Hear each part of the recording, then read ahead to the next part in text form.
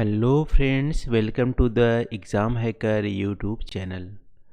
दोस्तों, पिछले वीडियो में हम लोगों ने हेल्थ इंडिकेटर को हम लोग स्टडी किए हुए थे, जो हमारा कल्चरल सेटिंग का लास्ट हमारा टॉपिक था। आज हम लोग दोस्तों यहाँ पे सेटलमेंट ज्योग्राफी को आज हम लोग स्टार्ट करने वाले हैं, स्पेशली ज्योग्राफी ऑफ इंडिया के रेस्पेक्टिव में। दोस्तों, सेटलमेंट ज्योग्राफी हम लोग पेपर 1 में भी स्टडी किए थे, लेकिन वर्ल्ड ज्योग्राफी के पर्सपेक्टिव से हम लोग स्टडी किए हुए थे। आज हम लोग यहाँ पे इंडिया के पर्सपेक्टिव से सेटलमेंट ज्योग्राफी को आज स्टार्ट करने वाले हैं। तो दोस्तों, सबसे पहले यहाँ पे देख लेते हैं सेटलमेंट ज्योग्राफी होती क्या है। तो दोस्तों, सेटलमेंट ज्योग्राफी एक ज्योग्राफी का ब्रांच है और इसमें अर्थ की उस एरिया की या कल्चरल लैंडस्केप की हम स्टडी करते हैं जिसमें ह्यूमन अपना घर बनाते हैं। ठीक है, तो मान लो अर्थ हमारा है, तो अर्थ के उस एरिया को हम लोग स्टडी करेंगे जहाँ पे ह्यूमन यहाँ पे रहते हैं, ह्यूमन का सेटलमेंट हो, तो उस एरिया को स्टडी करने को बोलते हैं सेटलमेंट ज्योग्राफी। ठीक है, तो इसमें इंक्लूड हमारी हो जाएगी ह्यूमन सेटलमेंट जहाँ जहाँ बनाते हैं, जैसे विलेज हो गया, हैमलेट हो गया, सिटीज हो गया, मेगा सिटीज हो गया, इसको हम स्टडी करेंगे। और इसमें हम लोग फॉरेस्ट वगैरह की स्टडी नहीं करेंगे, क्योंकि फॉरेस्ट में ह्यूमन नहीं रहते हैं, फॉरेस्ट में तो वाइल्ड लाइफ रहते हैं, प्लांट्स रहते हैं, तो फॉरेस्ट की स्टडी नहीं करेंगे। यहाँ पे दोज एरिया जो हमारी अर्थ की हैं, जो हमारी ह्यूमन वहाँ पे रहती हैं, उसको हम लोग स्टडी करेंगे।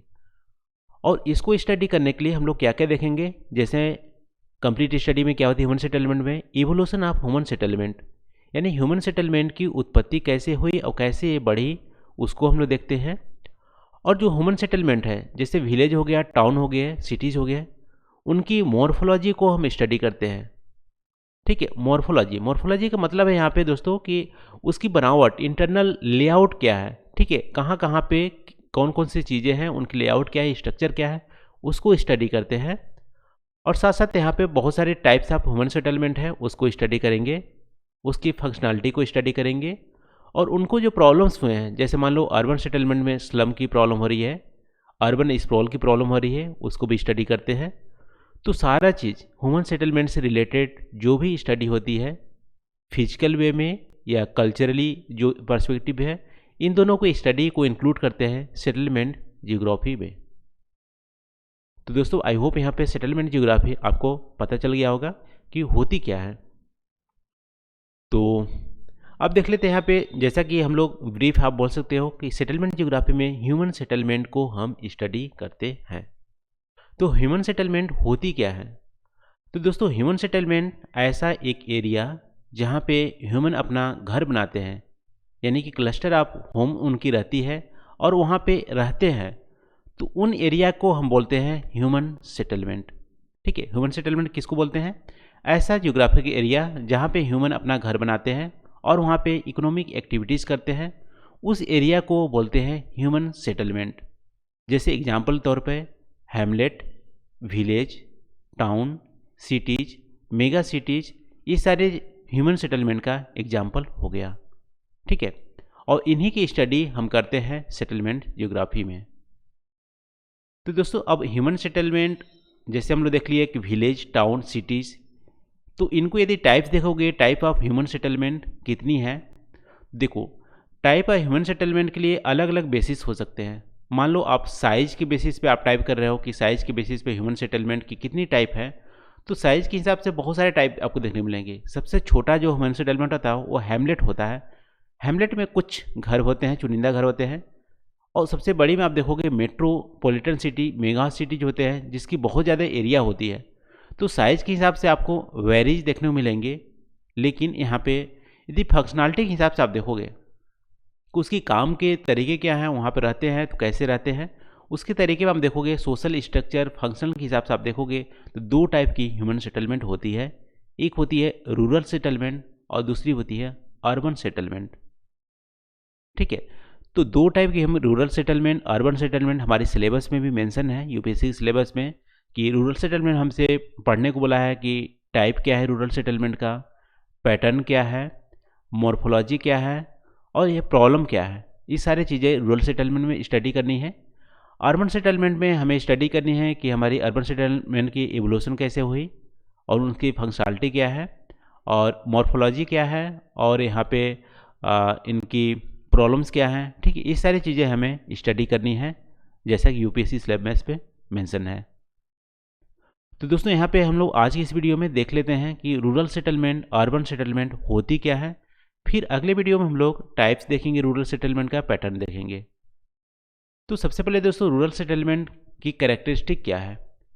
तो वैसे देखो रूरल सेटलमेंट अर्बन सेटलमेंट का कोई क्लियर कट डिफरेंस आपको देखने को ज़्यादातर नहीं मिलेंगे, क्योंकि यहाँ पे आप देखोगे कि जो यूएसए है और इंडिया है, यहाँ की रूरल सेटलमेंट और अर्बन सेटलमेंट में बहुत ज़्यादा मेजर डिफरेंस देखने को मिलेंगे। जैसे मान लो यूएसए में आप देखोगे तो हो सकता है जो हमारे वहाँ की जो रूरल सेटलमेंट है उनकी साइज बड़ी हो और इंडिया में रूरल सेटलमेंट की साइज कम हो, ठीक है। तो साइज जनरली आप देखोगे तो कंट्रीज टू कंट्रीज वेरीज करते हैं, लेकिन स्पेसिफिक इंडिया की बात करोगे तो रूरल सेटलमेंट जनरली छोटे साइज़ के होते हैं और अर्बन सेटलमेंट आपको थोड़ा सा बड़े साइज़ के देखने को मिलेंगे। जैसे विलेज की जो एरिया है कम देखने को मिलेगी, टाउन की एरिया थोड़ी सी ज़्यादा देखने को मिलेंगी। तो विद इन इस इंडिया की बात करोगे तो यहाँ पे स्मॉलर इन साइज होते हैं रूरल सेटलमेंट, लेकिन कंट्रीज टू कंट्रीज वेरी कर सकता है। और यहाँ पे इंडिया की स्पेसिफिक बात करें तो ड्वेलिंग जो होती हैं, घर जो होती हैं, वो स्पेशली स्पेस्ड होते हैं विलेज में दूर दूर घर होते हैं।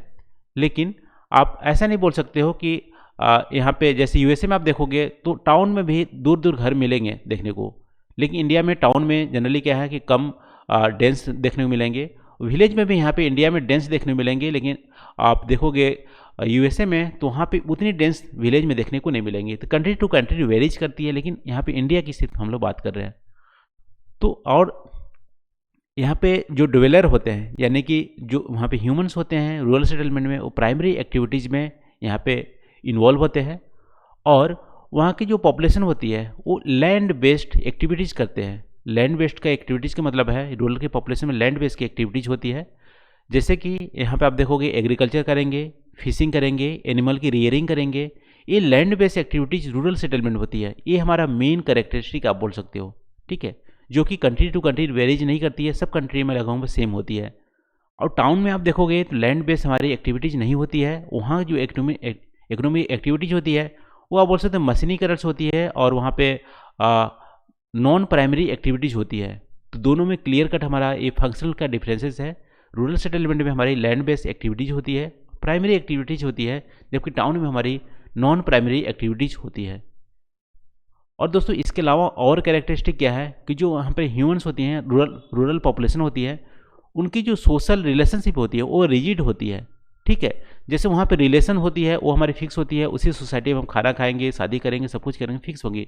ये टाइम के हिसाब से चेंज नहीं होती है, स्टैटिक होती है और कंजर्वेटिव भी होती है। लेकिन आप अर्बन सेटलमेंट की आप बात करोगे तो वहाँ के जो रिलेशन होते हैं वो दोस्त जैसा होते हैं, वो रिजिड नहीं होते हैं, वो चेंज होते रहते हैं, ठीक है। आप वहाँ पे रह रहे हो तो ठीक है, रिलेशन अच्छा है, यदि चले जाओगे तो लूज रिलेशन हो जाएंगे, वो रिलेशन ख़त्म हो जाते हैं वहाँ से। तो अर्बन जो हमारी सेटलमेंट होती है वहाँ की जो सोशल रिलेशन होती है वो रिजिड नहीं होती है, कॉम्प्लेक्स होती है और डायनामिक होती है और फॉर्मल होती है। लेकिन रूरल सेटलमेंट में रिजिड, स्टैटिक और इनफॉर्मल होती है। तो ये हमारी मेजर डिफरेंसेस हो गया रूरल सेटलमेंट पे और अर्बन सेटलमेंट पे। तो एक बार और देख लेते हैं इंडिया की स्पेसिफिक हम लोग बात करें तो रूरल सेटलमेंट की जो साइज होती है स्मॉलर होती है और यहाँ पे अर्बन सेटलमेंट की साइज थोड़ी सी लार्जर होंगी। ड्वेलिंग जो होती है स्पार्सली स्पेस्ड होती है, टाउन में क्लोजली स्पेस्ड होते हैं। और ड्वेलर जो होते हैं प्राइमरी एक्टिविटीज़ या लैंड बेस्ड एक्टिविटीज इन्वॉल्व होते हैं रूरल सेटलमेंट में। और सिटीज़ में अर्बन सेटलमेंट में हमारी नॉन प्राइमरी एक्टिविटीज़ या मैन्युफैक्चरिंग एंड टर्सरी एक्टिविटीज़ में इन्वॉल्व होती हैं। और रूरल सेटलमेंट क्या करती है, प्रोवाइड करती है फूड्स और raw material to urban settlement. अब देखो यहाँ पे फंक्शनली इंटरडिपेंडेंट है, rural settlement urban settlement functionally dependent है, ठीक है। रूरल सेटलमेंट क्या करती है, रॉ मटेरियल प्रोवाइड करती है, अर्बन सेटलमेंट को फूड प्रोवाइड करती है। और अर्बन सेटलमेंट क्या करती है, सर्विस प्रोवाइड करती है। अर्बन सेटलमेंट मशीन प्रोवाइड करेगी, ट्रैक्टर प्रोवाइड करेगी, सर्विस खाद प्रोवाइड करेगी, ये सारी चीज़ें प्रोवाइड करेगी रूरल सेटलमेंट को। और rural settlement land based activities करेंगी और यहाँ पे फूड्स और रॉ मटेरियल प्रोवाइड करेंगे। तो फंक्शनली यहाँ पे डिपेंडेंट हैं दोनों। तो ये सारी चीज़ें आपको यहाँ पे क्लियर होंगी। और पॉपुलेशन की बात करें तो पॉपुलेशन रूरल सेटलमेंट में कम होती है और अर्बन सेटलमेंट में ज़्यादा होती है। पॉपुलेशन डेंसिटी अर्बन सेटलमेंट में ज़्यादा होती है, लेकिन वैसे कंट्री टू कंट्री करेंगे तो वेरीज करेगी। आप देखोगे यूएसए या यूरोप में जो टाउन की पॉपुलेशन है उससे ज़्यादा हमको विलेज की पॉपुलेशन इंडिया या चाइना में देखने को मिलेंगी। तो कंट्री टू कंट्री वेरीज करती है, लेकिन इंडिया में विलेज की पॉपुलेशन कम होती है, टाउन की पॉपुलेशन ज़्यादा होती है। तो ये हमारे दोस्तों रूरल और अर्बन सेटलमेंट के बारे में हो गया। तो आज हम लोग यहाँ पे सेटलमेंट ज्योग्राफी का ये इंट्रोडक्टरी वीडियो था। इसमें ह्यूमन सेटलमेंट के बारे में डिस्कस किए, अर्बन सेटलमेंट के बारे में डिस्कस किए और रूरल सेटलमेंट के बारे में डिस्कस किए। और नेक्स्ट वीडियो में दोस्तों हम लोग जो फर्स्ट हमारी टॉपिक मेंशन है सेटलमेंट ज्योग्राफी में, टाइप्स, पैटर्न और मॉर्फोलॉजी ऑफ रूरल सेटलमेंट, उसको हम लोग नेक्स्ट वीडियो में स्टडी करेंगे। तो आज के लिए बस इतना ही। आई होप आपको वीडियो पसंद आया होगा और वीडियो भी अच्छा भी लगा होगा। ठीक है, तो थैंक यू फॉर वॉचिंग। मिलते हैं अगले वीडियो में नए टॉपिक के साथ। Thank you.